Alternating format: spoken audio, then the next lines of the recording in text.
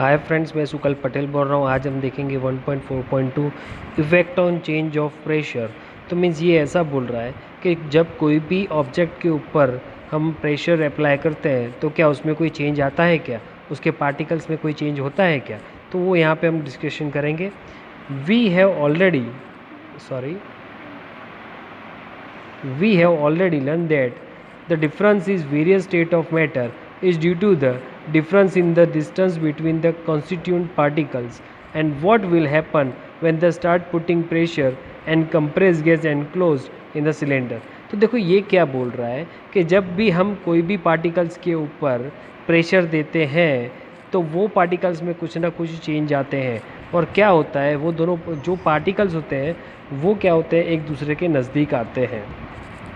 तो what will happen when the putting a pressure on a gas and enclose a cylinder? It means that कि जब हम pressure करके gas को अगर सिलेंडर में भरते हैं तो क्या होता है। Will the particles come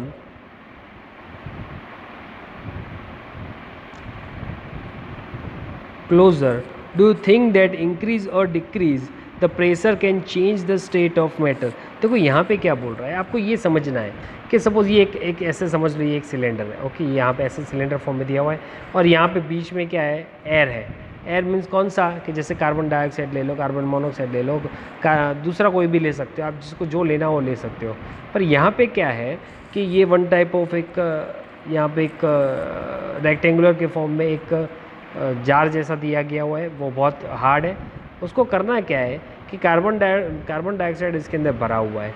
okay, जब हम इसको प्रेशर करेंगे तो क्या इसके कोई जो पार्टिकल्स है उसमें कोई चेंज आएगा क्या। तो हाँ, चेंज क्या आएगा यहाँ पे हम डिस्कशन करेंगे। देखो यहाँ पे हम क्या करते हैं, प्रेशर अप्लाई करना स्टार्ट किया तो प्रेशर अप्लाई किया तो मीन्स वो पार्टिकल नज़दीक आए। और कहाँ तक नज़दीक आ गए, तो देखो आप एकदम नज़दीक अगर वो सॉलिड फॉर्म में हो गए। इट मीन्स दैट कि जब भी आप गैस के ऊपर प्रेशर करते हो तो वो लिक्विड फॉर्म में या सॉलिड फॉर्म में वो ट्रांसफ़र हो सकते हैं, वो चेंज हो सकते हैं, खुद का स्टेट चेंज कर सकते हैं। तो देखो यहाँ पे यही बताया था ये डायग्राम में, मैं वही बताने जा रहा हूँ यहाँ पे भी। तो देखो यहाँ पे जो है तो गैसियस फॉर्म में था तो वो सॉलिड फॉर्म में हो गया। तो एक्चुअली क्या है, ये हमारे पास आपको मालूम नहीं है। एक्चुअली क्या होता है कि जो हम कार्बन डाइऑक्साइड जी जो हमारे एनवायरनमेंट में होता है ना, अगर उसको हम ज़्यादा प्रेशर करेंगे तो क्या होगा मालूम है, वो एक सॉलिड हो जाएगा। सॉलिड हो जाएगा, इसका मीनिंग क्या हुआ, तो मैं आपको बताऊँ कि ये कार्बन डाइऑक्साइड अगर बहुत ज़्यादा प्रेशर करते हैं और उसको करते हैं ना तो वो एक बर्फ़ बन जाता है। उसको हम ड्राई आइस बोलते हैं। क्या बोलते हैं, ड्राई आइस। आप बोलोगे बर्फ़ के जैसा होता है, हाँ वो बर्फ़ के जैसा होता है, पर उसको हम खा नहीं सकते हैं। उसको सिर्फ कोई चीज़ को ठंडा रखने के लिए यूज़ किया जाता है। वो सपोज़ ऐसा समझ लो कि भाई 2-3 घंटे तक उसको ठंडा रखना है तो ड्राई आइस का ज़रूरत पड़ता है। ओके, तो यहाँ पे ये आपको समझना है। Apply the pressure, reduce the temperature, can liquefy gases.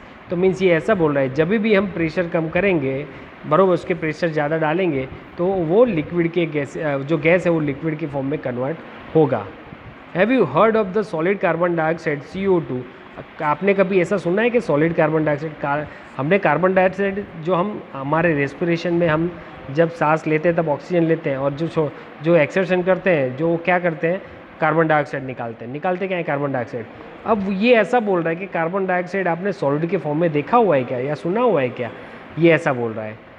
It is stored under the high pressure, solid CO2 gets the convert directly to gaseous state or decreases of the pressure to that 1 atmosphere without coming into liquid state.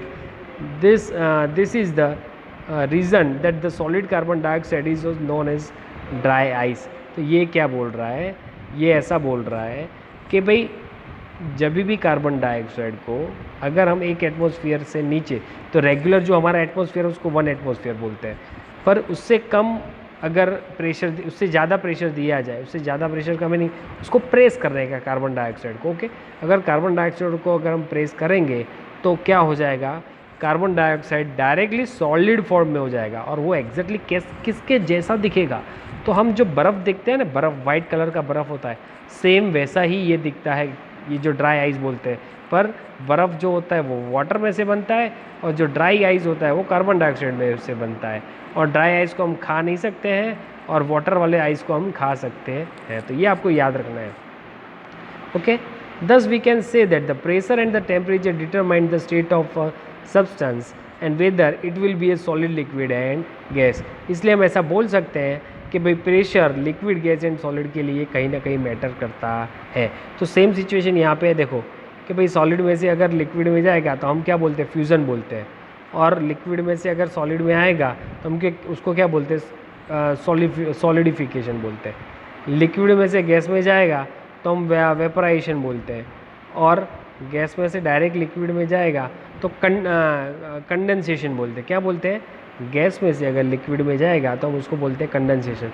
Sir condensation का कोई example दो। तो देखो हमारा जो environment में जो nitrogen पाया जाता है, ओके, नाइट्रोजन हमको जो एनवायरनमेंट में मिलता है, अगर उसको ज़्यादा प्रेशर करेंगे ना तो वो लिक्विड के फॉर्म में हो जाता है।